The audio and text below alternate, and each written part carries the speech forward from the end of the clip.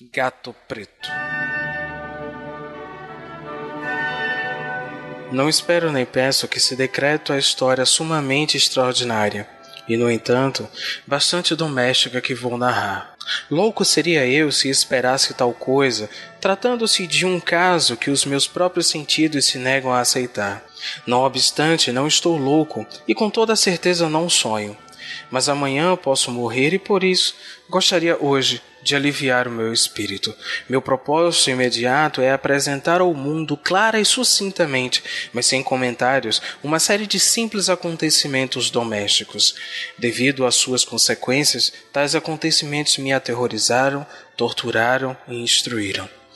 Casei cedo e tive a sorte de encontrar em minha mulher disposição semelhante à minha. Notando o meu amor pelos animais domésticos, não perdi a oportunidade de arranjar as espécies mais agradáveis de bichos. Tínhamos pássaros, peixes dourados, um cão, coelhos, um macaquinho e um gato. Certa noite, ao voltar à casa meio embriagado, em uma das minhas andanças pela cidade, tive a impressão de que o gato evitava a minha presença. Apanhei-o e ele, assustado ante a minha violência, me feriu a mão levemente com os dentes. Uma fúria demoníaca apoderou-se instantaneamente de mim. Já não sabia mais o que estava fazendo. Dir-se-ia que de súbito minha alma abandonara o corpo e uma perversidade mais do que diabólica causada pela genebra fez vibrar todas as fibras do meu ser. Tirei do bolso um canivete, abri-o, agarrei o pobre animal pela garganta e finalmente arranquei de sua órbita um dos olhos. Enrubeço, estremeço, abraço-me de vergonha ao referir-me aqui a essa abominável atrocidade.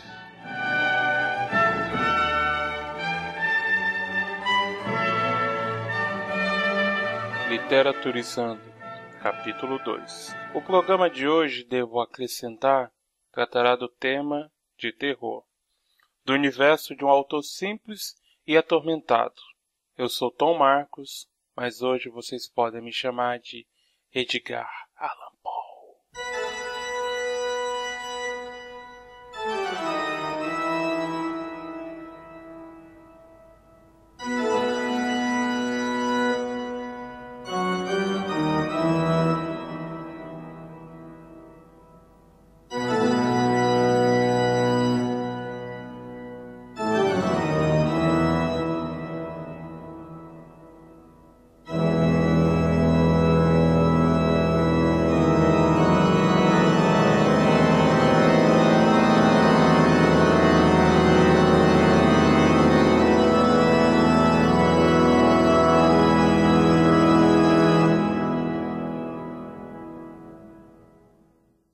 Antes de minha história contar, preciso revelar um fato de forte importância. Contar que meu avô David, também nome de meu pai, foi um homem corajoso, soldado armado, que contra o inimigo fez resistência. É bom saber que meu avô, antes de eu nascer, lutou nos Estados Unidos, na Guerra da Independência.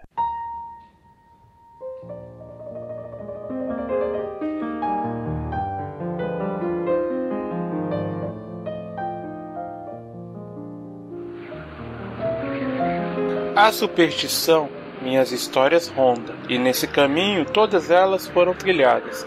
Não sei de verdade se isso nos meus tormentos influenciou quando eu cresci, mas digo com certeza, no alto de minha tristeza, que em Boston, 19 de janeiro de 1809, em meio à forte tempestade, eu nasci.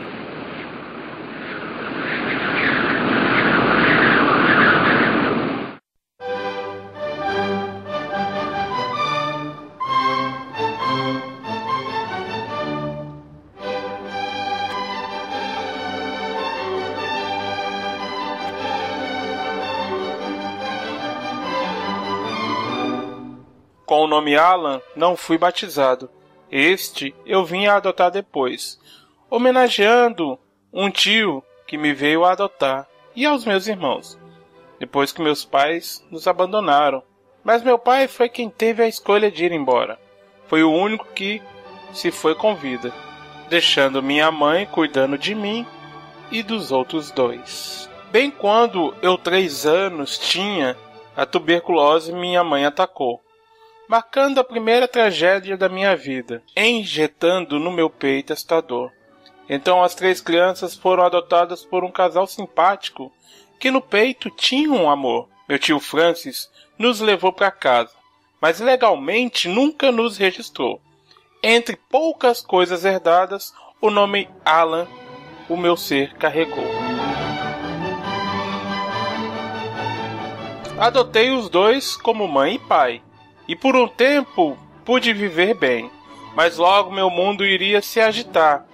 Me alistei no exército americano, tentando meu pai e meu avô imitar. Mas nessa época já era um boêmio, e depois de 2 anos eu fui convidado a me retirar.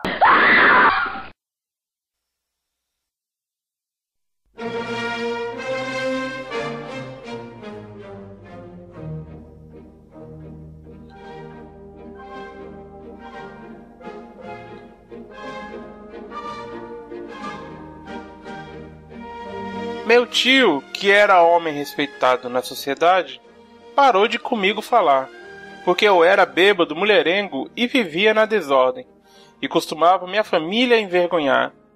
Eu já nesta época deveria lembrar de minha mãe sanguínea, achando que sua morte não iria superar. Em 1829, a segunda tragédia minha vida assolou. Aquela mulher nova mãe, por quem eu carregava imenso amor, depois de combater com bravura uma doença, por fim a morte a levou. Então, com a ajuda do meu tio, este corpo doente ao exército voltou. Sim, voltamos a nos falar, por algum tempo, até que sua reputação estipou de novo manchou. De West Point também era expulso, e outra coisa muito me descontentava, porque antes mesmo de minha tia esfriar na cova, de novo, Francis Alan se casava. Paramos de nos falar para sempre, até que em 1935 a morte também o carregava.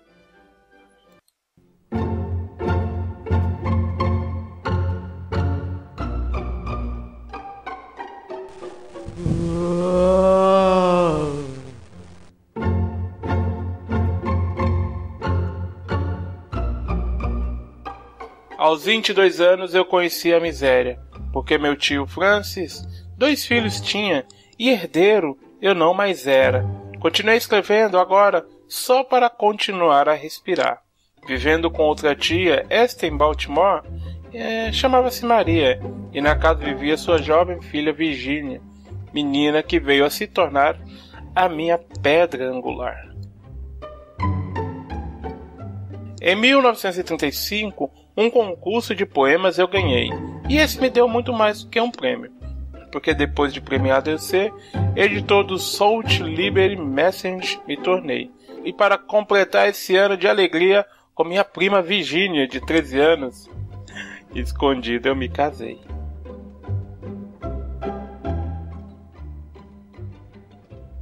Por 2 anos nesse jornal eu trabalhei, e a fama e a reputação cresceram. Tinha leitores que meus escritos procuravam, e a prosperidade por um tempo se fez presente. Publiquei novo livro, uma aventura sem paralelo de um certo House Pifal, que me marcava como autor de terror ascendente.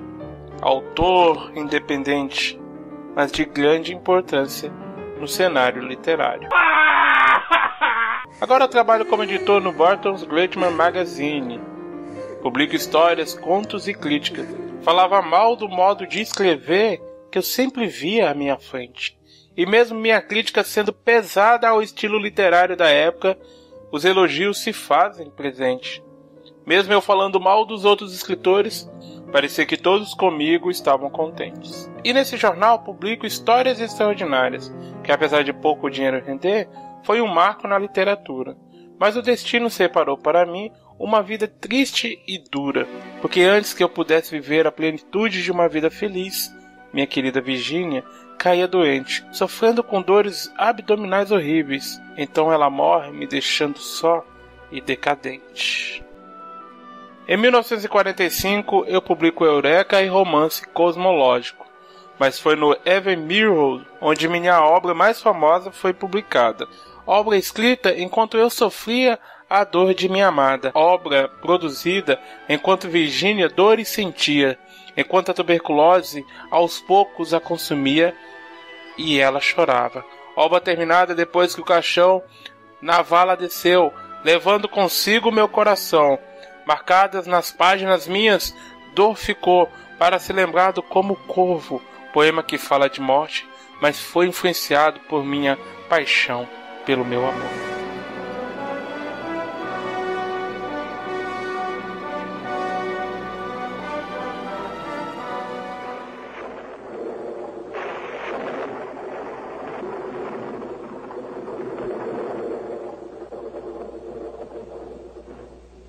Once upon a midnight dreary, while I pondered weak and weary over many a quaint and curious volume of forgotten lore, while I nodded, nearly napping, suddenly there came a tapping, as of someone gently rapping at my chamber door.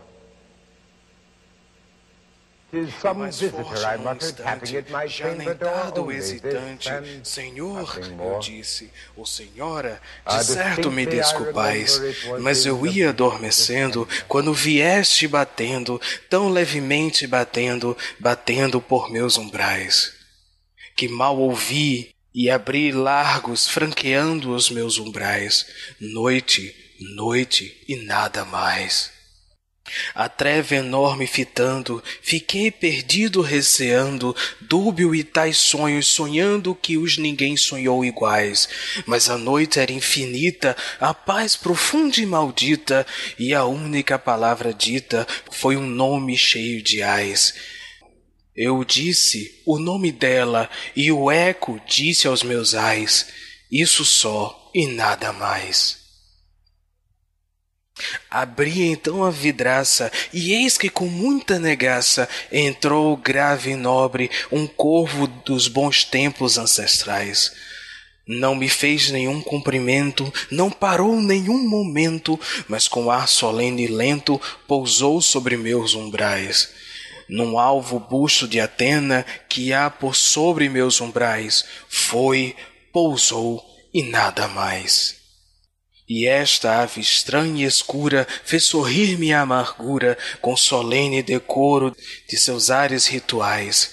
Tens o aspecto tosquiado, disse eu, mas de nobre e ousado, ó velho corvo emigrado lá das trevas infernais, me dizeis qual o teu nome lá das trevas infernais? Disse o corvo, nunca mais.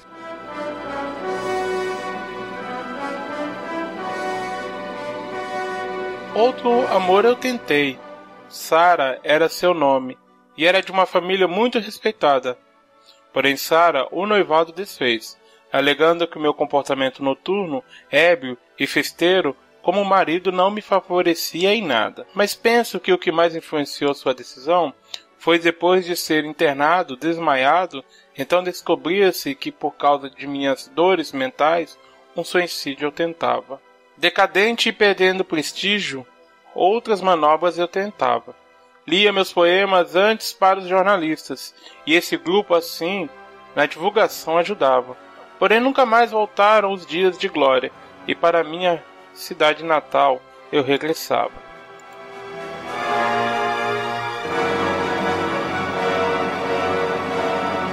Quando de novo em casa cheguei, pude encontrar um pouco de esperança. O namoro de infância reatei. Era Sara Elmira, se não me falha a lembrança. Mulher nessa época também viúva, que me fez recordar um amor dos tempos de ignorância. Do tempo que apenas minha mãe tinha morrido, e meu tio comigo falava. Minha tia ainda viva era, e eu, do futuro, de nada sabia. Das desgraças que chegariam, das dores e angústias criadas.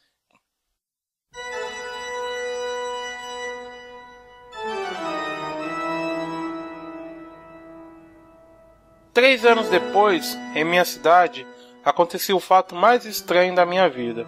O único sem explicação. Um homem desacordado foi encontrado sujo, desarrumado e bêbado, para só descobrirem no hospital da faculdade que esse homem era Paul então. Vestia roupas que nem minhas eram, e o que me aconteceu eu nunca pude explicar. Não dizia coisa com coisa, resmungava, mas não acordava para o mundo. Um pouco mais limpo pelas enfermeiras, mas com forte desordem mental que ninguém pôde curar. As causas de minha morte até hoje são discutidas, e existem grupos de estudo para a verdade revelar. Se foi tentativa de suicídio, se foi assassinato ou latrocínio, consequência das drogas bebidas ou alguma doença não descoberta. O que basta saber é que me tornei um marco na literatura. Minha vida sofrida, minha infância dura, geraram muitas histórias que não morrem jamais. Policiais, figuras estranhas, medos e horrores só nas mentes humanas conhecidas. Em minhas histórias criei universos confusos, homens atormentados, bandidos, assassinos, por gatos e corações denunciados. Autores, teatros e cinema por mim foram influenciados. Meus contos e obras estão por aí, para todo mundo ler, e se você quiser me conhecer, pode vir. Mal eu não mais posso causar, porque alguns dias depois de encontrado eu ser, sem revelar os terrores que abateram aquele bêbado de tormentos ancestrais, eu disse minhas últimas palavras, para depois deixar meu corpo cansado em paz. Eu disse: escrevam, Edgar Allan Poe já não existe mais.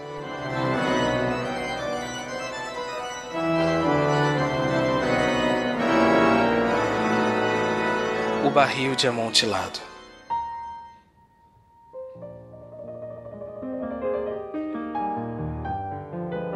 Suportei o melhor que pude as injúrias de Fortunato, mas quando ousou insultar-me, jurei vingança. Vós, que tão bem conheceis a natureza do meu caráter, não haveis de supor, no entanto, que eu tenha proferido qualquer ameaça. No fim, eu seria vingado. Este era um ponto definitivamente assentado, mas a minha própria decisão com que eu assim decidira excluía qualquer ideia de perigo. Assim, devia apenas castigar, mas castigar impunemente. Uma injúria permanece irreparada quando o castigo alcança aquele que se vinga. Permanece igualmente sem reparado quando o vingador deixa de fazer com que aquele que o ofendeu compreenda que é ele quem se vinga.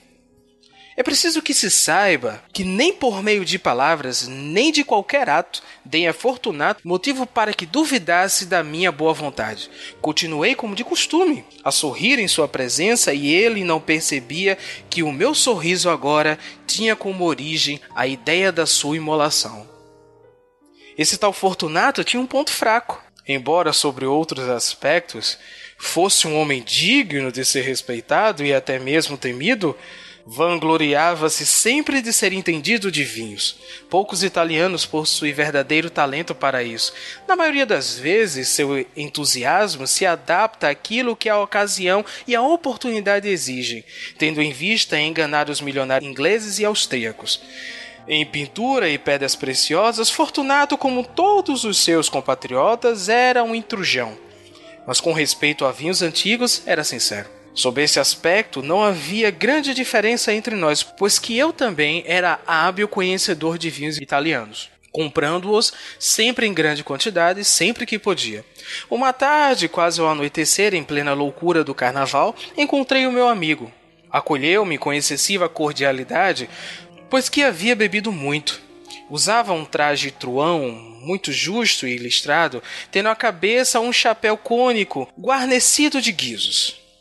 Fiquei tão contente em encontrá-lo que jamais estreitaria sua mão como naquele momento. Meu caro Fortunato, disse-lhe eu, foi uma sorte encontrá-lo.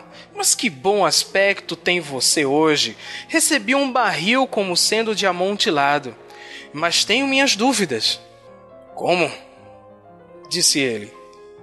Amontilado? Um barril? Impossível. E em pleno carnaval?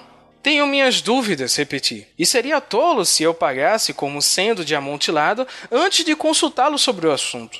Não conseguia encontrá-lo em parte alguma e receava perder um bom negócio. Amontilado. Tenho minhas dúvidas. Amontilado.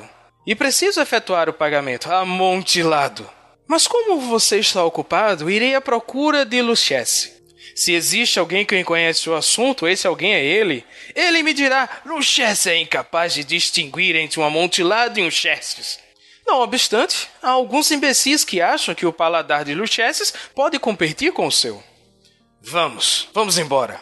Para onde? Para suas adegas. No momento, chegou ao fundo do nicho, e vendo o caminho interrompido pela rocha, deteve-se estupidamente perplexo. Um momento após, eu já o havia acorrentado ao granito, pois que, em sua superfície, havia 2 argolas de ferro separadas uma da outra horizontalmente, por um espaço de cerca de 2 pés. De uma delas pendia uma corrente, da outra um cadeado.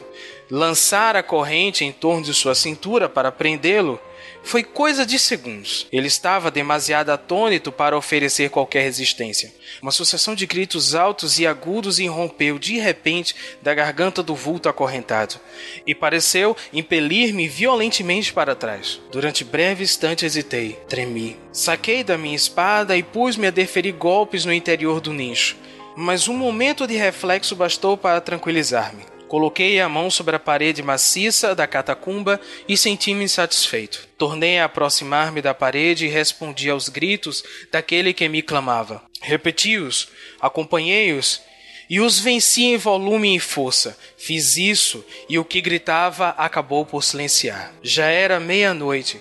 A minha tarefa chegava ao fim. Completara a 8ª, a 9ª e a 10ª fileiras. Havia terminado quase toda a 11ª, e restava apenas uma pedra a ser colocada e rebocada em seu lugar. Ergui-a com grande esforço, pois que pesava muito, e coloquei-a em parte na posição a que se destinava. Mas então saiu do nicho um riso abafado que me pôs os cabelos em pé. Seguiu-lhe uma voz triste que tive dificuldade em reconhecer como sendo a do nobre Fortunato. A voz dizia: Essa é uma boa piada, uma excelente piada. Vamos rir muito no palácio por causa disso. Por causa do nosso vinho. O amontilado, disse eu. Sim, o amontilado. Mas não está ficando tarde? Não estarão nos esperando no palácio? A senhora Fortunado e os outros? Vamos embora! Sim, respondi. Vamos embora. Pelo amor de Deus, Montresor! Sim, respondi. Pelo amor de Deus. Mas esperei em vão qualquer resposta a essas palavras. Impacientei-me. Gritei alto. Fortunato! Nenhuma resposta. Tornei a gritar. Fortunato! Ainda agora, nenhuma resposta. Introduzi uma vela pelo orifício que restava e deixei-a cair dentro do nicho. Chegou até mim como resposta apenas um tilintar de guizos. Senti o coração opresso, sem dúvida, devido à umidade das catacumbas. Apressei-me para terminar o meu trabalho. Com esforço, coloquei em seu lugar a última pedra e cobri-a com argamassa. De encontro à nova parede, tornei a erguer a antiga muralha de ossos. Durante meio século, mortal algum os perturbou.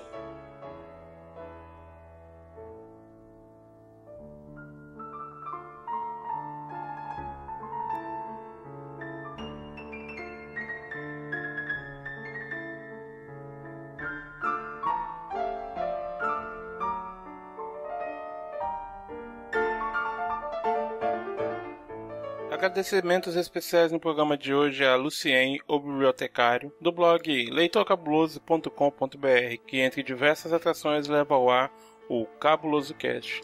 Um podcast que eu mesmo já participei 2 vezes, né? Um podcast que fala de literatura de uma maneira muito fluida, que qualquer um vai gostar. No post desse programa tem aí todos os links do Lucien, do seu blog, do Facebook e do seu Twitter. E para quem não notou, né, o Lucien foi essa voz maravilhosa que narrou os contos durante o programa. E se você gostou da narrativa do Lucien e acha que pode participar também, que quer narrar algum conto de algum autor que você acha que mereça estar no programa, é simples, você manda seu e-mail para o e-mail que está no post, né, para o endereço de e-mail que está no post, dizendo: quero que você fale desse programa e eu me encarrego da narrativa.